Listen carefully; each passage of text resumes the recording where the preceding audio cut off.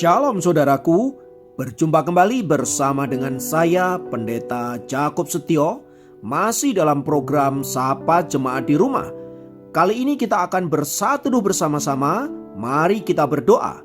Bapa kami rindu, firman-Mu sungguh memberkati kami, dan biarlah melalui renungan firman itu, kami semakin dikuatkan, diteguhkan di dalam pengiringan kami akan Engkau. Kami siap diberkati, terpujilah nama-Mu kekal selama-lamanya.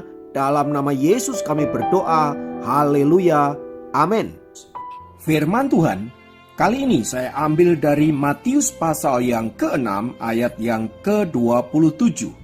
Saya ulangi, Matius pasal yang ke-6 ayat yang ke-27 berkata, "Siapakah di antara kamu yang karena kekhawatirannya dapat menambahkan sehasta saja pada jalan hidupnya?"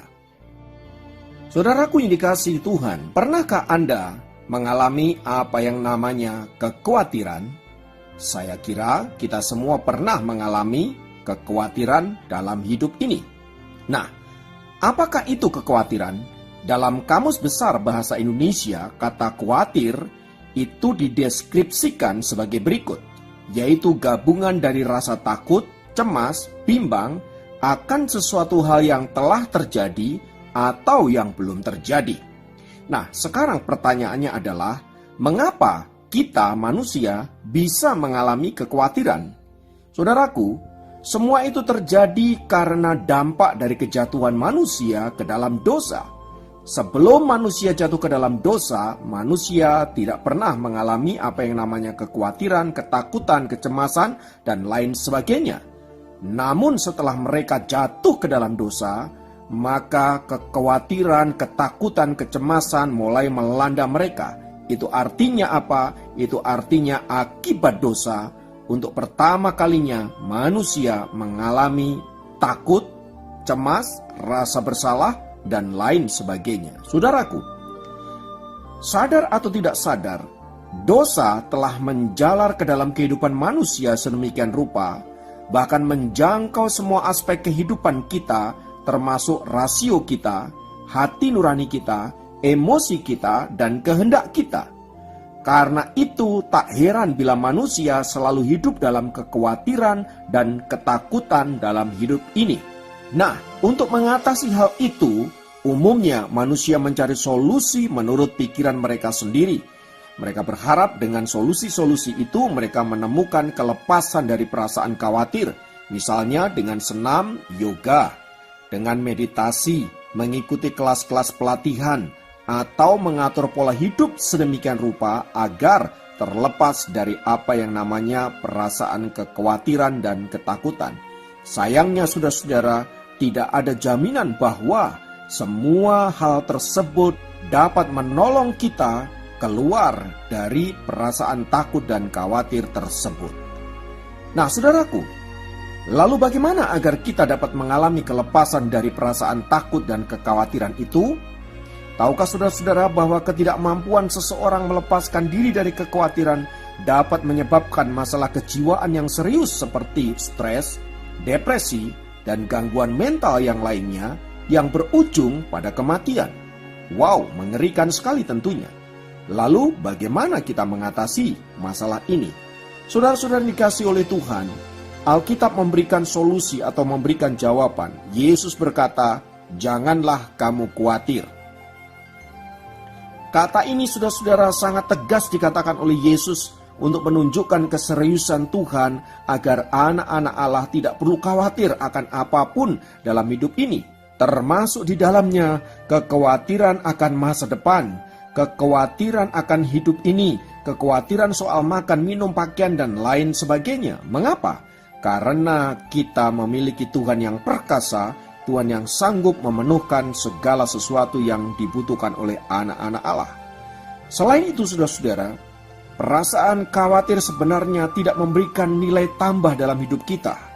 Kalau kita mau jujur, justru perasaan khawatir menyebabkan kita ada di dalam ketidaknyamanan, dalam kecemasan, dalam ketakutan, bahkan kesusahan. Seperti yang dikutip di dalam Matius pasal yang ke-6 ayat 34. Nah, oleh karena itu saudaraku dikasih Tuhan, mari Melalui firman Tuhan kali ini kita belajar untuk tidak lagi hidup dalam kekhawatiran, apalagi dalam ketakutan, sebab Tuhan berjanji untuk menyertai kita orang-orang percaya sampai akhir kesudahan zaman.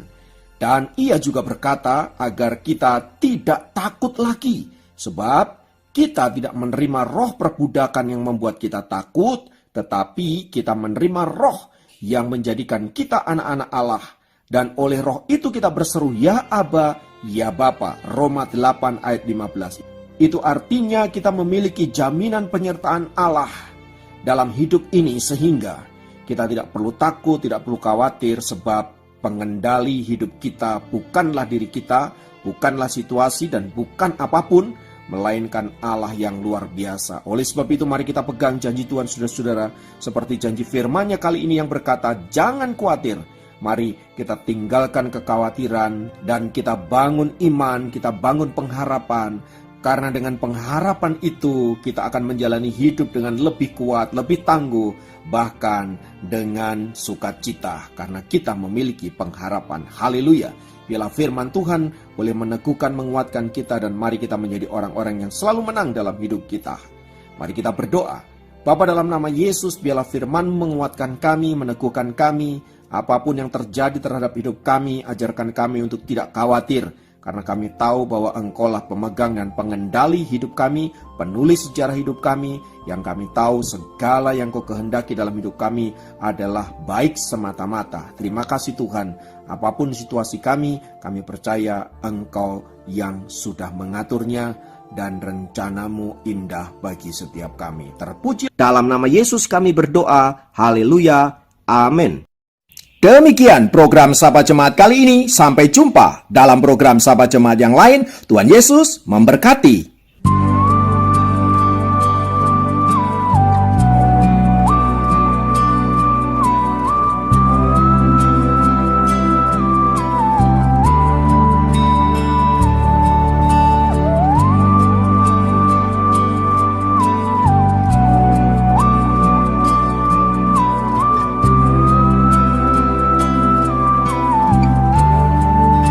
Memandang wajah-Mu, rasakan kasih-Mu,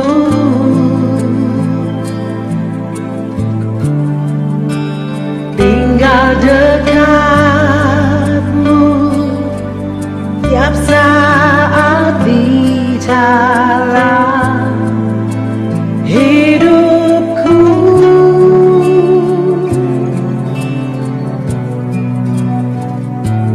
Bapakku yang baik,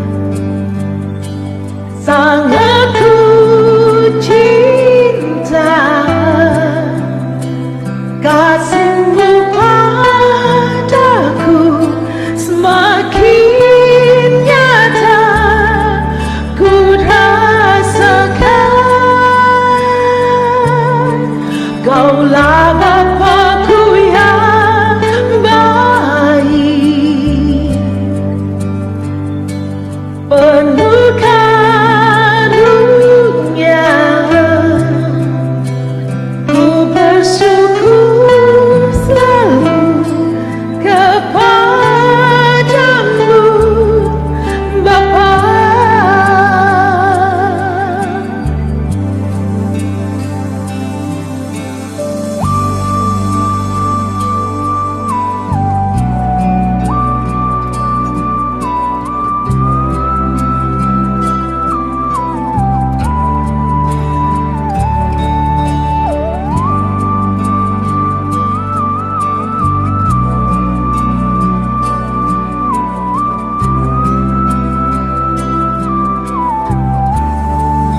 Memandang wajah-Mu, rasakan kasih-Mu,